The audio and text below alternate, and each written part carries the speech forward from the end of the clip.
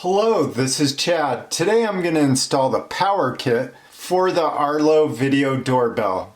Let's get started. First thing we want to do is turn the power off to the breaker.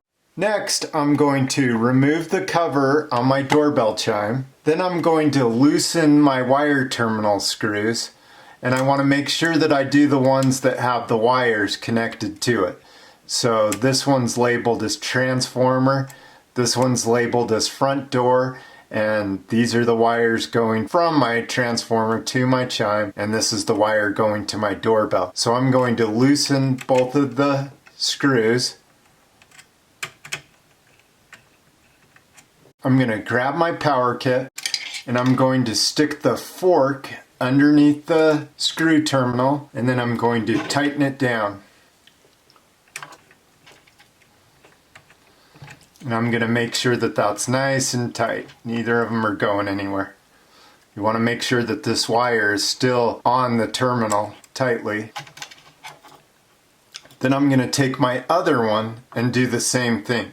Now, the wires coming from the power kit can go on either wire terminal. It doesn't matter which one. So you just pick one and put it on, as long as it's going to the doorbell. I'm going to tighten down the fork connector onto this wire terminal and make sure that it's nice and tight, and it is. It's not going to go anywhere.